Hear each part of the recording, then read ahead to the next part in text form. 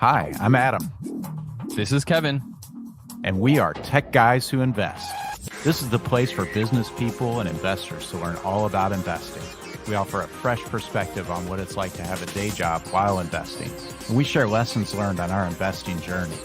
Our vision is to educate and entertain you while adding tons of value to your daily commute. Welcome to our show. Welcome, everybody, to another episode of the Tech Guys Who Invest podcast. On this episode, Adam and I walk you through the difference between a passive investor and an active investor, what that is, what that means, and how you can decide between whether or not you want to be a passive investor or an active investor. If you're an investor right now, we'd love to hear what type of investing that you're doing. And if you want to be a guest on the show, please reach out to us, techguyswhoinvest@gmail.com. Let us know in the comment sections of this post as well what type of investor you are, or if you want to be an investor, would you rather be passive or would you rather be active? Hey, Kevin, how are you today? I'm doing well, Adam. I'm doing very well. How about yourself? I'm doing good. So, Kevin, I saw a recent pic of you. I believe it was on Instagram where you were throwing some weight up over your head. I know you're like a big weightlifter. So, how much weight did you throw up over your head there? Well, that one was only 95 pounds because I'm coming off of a shoulder injury. It took me, I guess, around 8 months to get back to that level. Wow. And it's funny because I was feeling fine at one point and I was like, oh yeah, my ego got in the way and said, yeah, we're fine to lift. Let's just go. I lifted again and then I re-injured it and it got worse. So then I was like, I matured, got wiser and said, okay, let me go see a physical therapist.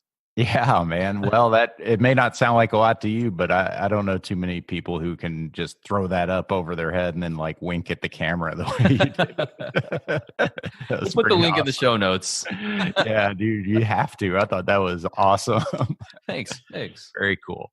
How about on the note investing front? Any recent updates to your note investing ventures? Absolutely. So I originated a note in the past for a second position mortgage on a property because I loaned money out in my self-directed IRA to secure that loan. Because you can loan money and it be unsecured, but then what happens if the borrower stops paying?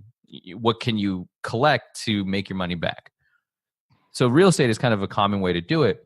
And this time what I did instead was loaned money out of my self-directed IRA, which is now secured by trucks. So I officially have a lien on 2 trucks from the borrower. And you're thinking, well, trucks are depreciating assets. And you're absolutely correct, which is why for the amount of money I loaned out, I covered 2 trucks for the lien. And it was such a unique situation that I have my IRA with Advance IRA.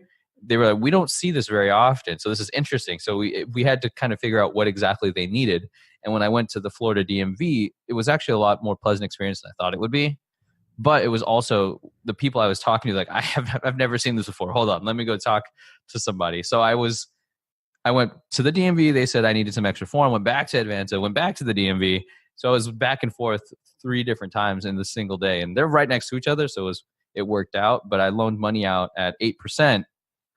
Interest only over the next 5 years or so, and it's secured by trucks. So Nice. what that means is, in the event the borrower doesn't pay, which I don't see that happening, but of course it's possible.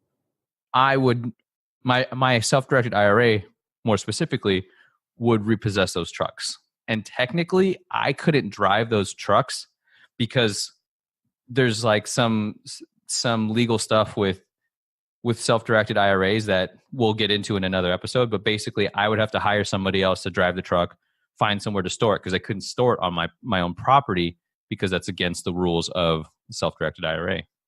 Wow, man, that's cool though. I love hearing unique and stories that you don't hear of very often. That's really neat to me. It's all about just asking the right questions. It's not thinking, oh, well, I can't do this. Well, let's think about how we can do this. Yeah, you got creative and made the deal happen. I think that's really cool. Exactly. That's an operative word there. You said made the deal. We created the deal. We didn't necessarily find the deal. It was a matter of negotiating. Like, hey, what do you need? Well, I have money I can lend you. How can you protect me? Yeah, that's a part of what we're talking about today here, right? Exactly.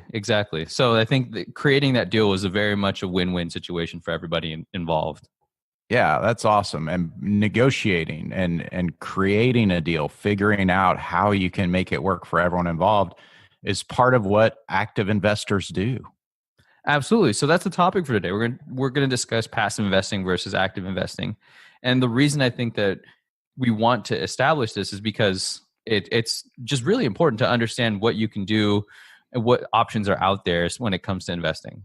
Especially since we know a lot of our listeners are professionals who work day jobs, a lot of times busy professionals working long hours. And those people don't have time to do a lot of the things that we're going to be explaining this episode. So typically we see them as a better fit for passive investing because they probably do have capital that they want to invest. They want to make a nice return on their capital. They just don't have time to go do all of the activities associated with active investing. Agreed. And as a disclaimer, and just to clarify as well, when we say passive investing, if somebody says you're going to be 100% passive in this investment, they're never going to talk to you, don't invest with that person. Run away, run for the hills, just kind of block that person's number. You don't need to talk to them anymore because they're basically just going to scam you. That's a red flag to me. I think passive is more so, hey, I want to let you know this is what we're doing. This is what's happening. You're in the loop. You're in constant communication with that more active counterpart in the partnership. Yeah. And just to add on to that, it's really important that you're investing with someone who educates you, as very open and transparent about what they're doing, and explains all of the pieces and parts of what they're doing, since this is your investment.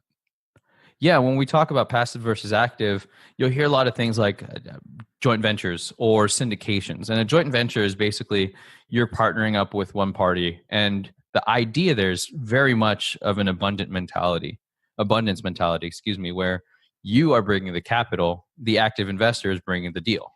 And it's you rely on the active investor to have done the due diligence, analyzed it, have some sense of what the risks are involved, what exit strategies are involved. And your relationship with that active investor, you're bringing that capital. So there's definitely a idea of working together and collaborating. Right. And I think passive investing, to kind of define it at a high level, is bringing something to the deal and not having to do a lot of work on an ongoing basis to maintain the deal. It's bringing, for example, capital to the deal and then receiving a return on your investment, with minimal action involved on your part. So you speak a lot of the work and action. Just for our listeners, what type of action and work are you referring to if they were wanting to be an active investor? Yeah, active investors are very busy people, as we both know, because all of the components that it takes to put together an investment require a lot of work on every end. It begins with getting leads for investment opportunities. So, if you're investing in notes, you have to find notes to invest in. If you're investing in real property, you have to buy properties to invest in. Well, there's lots of things for sale out there. Most of those are not deals. Most of those are not profitable. Lots of people are buying unprofitable deals right now, especially at this time in the market cycle. I mean, I am seeing that everywhere. It's scary how many people are overpaying for deals right now. And I'm actually worried for their investors, for people who are investing in those deals. But there's a lot of work in finding deals.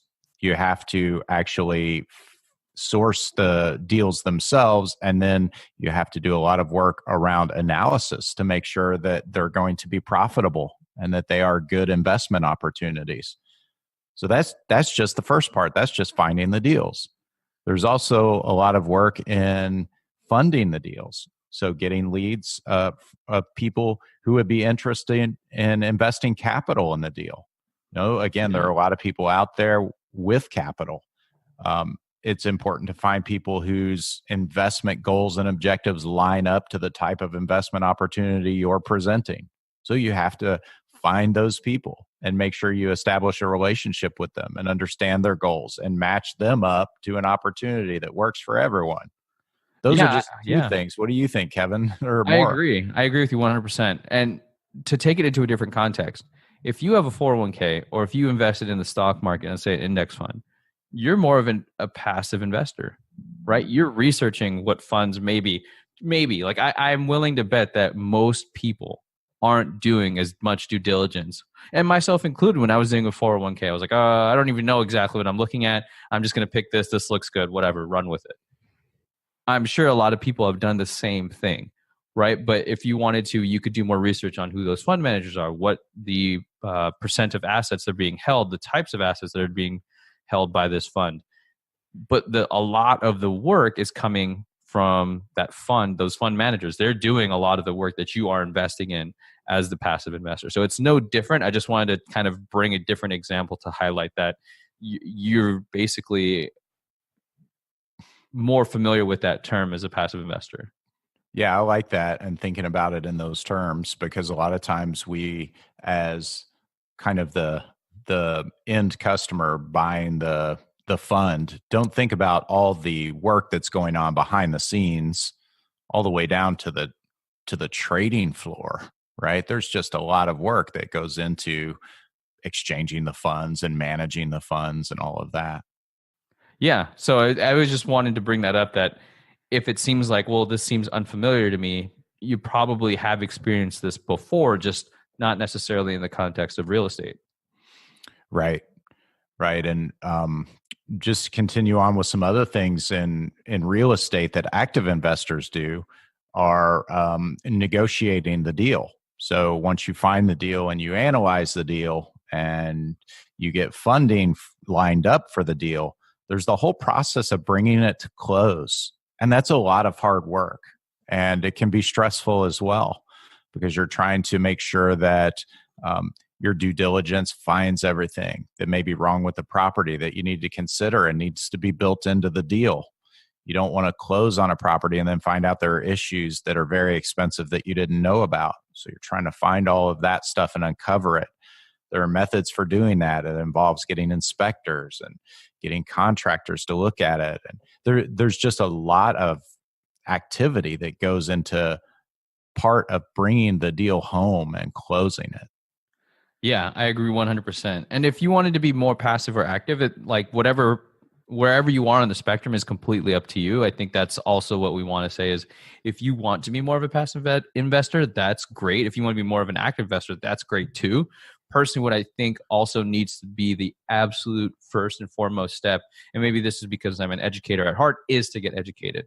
Learn what it is you're potentially wanting to invest in. Learn about the people you are potentially going to invest with. Right? I think that's just kind of the most logical and a safe way to approach that whole process. Yeah, I agree totally. It's important to really understand what it is that you're investing in and who you're investing with, and that's something Kevin and I both encourage, and it's something we both enjoy doing. We like to teach people. So if you're going to be investing, say you wanted to invest capital with Kevin and buy some notes. Kevin's going to teach you what he's doing and share as much of that as you're interested in with you while he does it and explain to you what's happening behind the scenes. Some people want to know all those details, and we both love that because we like teaching people. And some people are not as concerned with it, and they're going to be more comfortable with, look, just give me the highlights, the performance metrics, and the progress, and they're going to be okay with that. And that's okay too if that's what they want. Yeah. So, how could a passive investor with capital find an active investor? What would you recommend them do if they're like, you know what, I want a better return on my money that's just sitting in a savings account that's not even hedging against inflation? Yeah, well, that's a good question. I think that there's a little bit of networking involved there, and again, some education. So really understanding what type of deals you might be interested in or be comfortable with, and then doing some good old fashioned networking. I think to find some of those people, and you'll have to do a little homework. Some background on who those folks are. There are a lot of them out there. You just want to be sure that you're investing in someone you trust. I think building a relationship once you find them is really important. So you need to get to know them a little bit. And if it's someone you're going to be investing in, they should be willing to take time to do that. So, for example, if you wanted to invest with someone like me, I would be taking time to meet with you. If you weren't here in Tampa, where I could get coffee with you, um, or grab lunch with you, I would be setting up a video call. And Kevin, I think you'd probably be doing the same if there are any other techniques you have. Those would be interesting to hear about as well. Yeah, no, that's pretty much the same thing. If you're local to the Tampa area, I'd love to meet, grab coffee, you grab food, and I'm always down to eat and break bread with people. If it's not in Tampa, then a phone call or a Zoom video, I think, is huge too, because we can see face to face, we can interact, and it's more of just like a phone call. We're building a relationship, it feels like. Yeah, and anybody who you're going to invest with should be willing to do those things with you, because it's important that you build trust and you build a relationship. So now let's talk about the alternative. If I'm an active investor looking for passive investors, what would you recommend, Adam, would be a good way to do that? So education like we do, Kevin, is a good way to do that. I mean, Kevin and I host a cash flow game in Tampa. Every 3 weeks, we play Robert Kiyosaki's cash flow game. And it's a great way to teach people, but also raise their awareness about what we do. And so those people who are interested in increasing their financial intelligence are often also looking for a place to invest. So going to events or holding events like that are good ways to do that. Speaking or blogging, the podcast, things like that are great ways. Do you have others, Kevin? No, I think that's it. I think that's more of leading with value, of finding ways to let people know, hey, this is what you're doing. This is what's happening. This is how I'm solving these problems. This is how I'm adding value to my investors. Yeah. One thing that, like a big disclaimer, I know that there are very specific rules that the SEC has laid out as to how you're allowed to raise capital, say using social media. So if you're thinking of raising capital, talk to a lawyer or do your own research, because you don't want to mess around with the SEC and cross that line. Yeah, it's very important.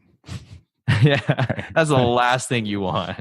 And they're cracking down on people right now. Like, I have seen several articles. I mean, scary stuff. People are actually raising capital by advertising deals on Facebook and attracting people to those deals, getting in big trouble over that. You cannot do that stuff. So, like Kevin said, find a good attorney who specializes in this type of law to advise you. And if you're questioning who you should reach out to, you can reach out to us and we'll find a lawyer that we believe will be able to help you best. And I'm sure if they can't, they'll know somebody as well. It's all about networking, right? Yeah, absolutely. I mean, that is the thing I was going to add is it's really about building relationships. So that's another way, kind of tied into what I already mentioned, but explicitly building relationships with people is a way to raise capital, because once you give a good return on the investment with someone, then they are going to tell others about it, and that's just a great way to do it.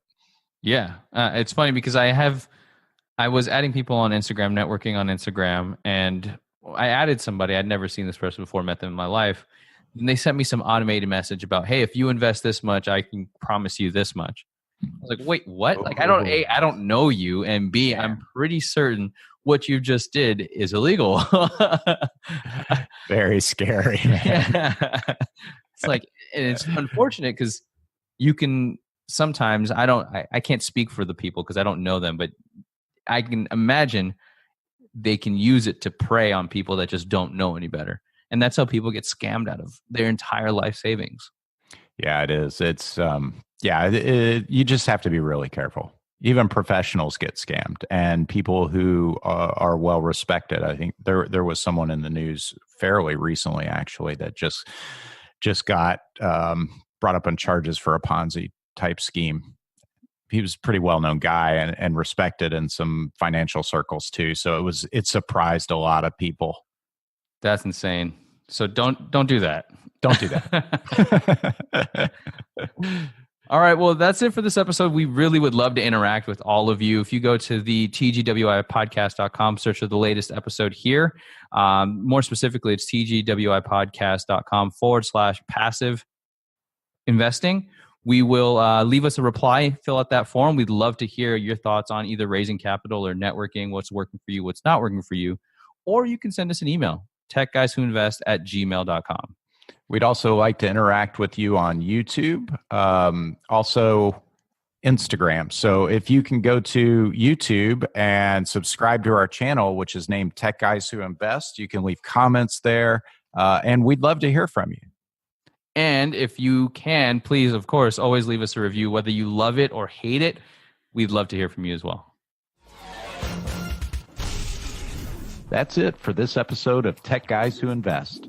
This is Adam. And this is Kevin. Thank you so much for listening to us. Don't forget to join our Facebook page where we're building a community of investors so that we can share ideas, tips, and other ways to help us get out of the rat race.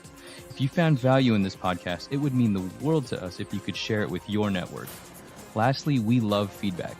It's how we get better. So if you wouldn't mind spending 30 seconds and leaving us an honest review on iTunes or Stitcher or whatever platform you're using, that would be super sweet. If you want to get on Adam or Kevin's calendar, go to tgwipodcast.com/contact. We want to help you invest safely, wisely, and ultimately get you out of the rat race. Thanks again.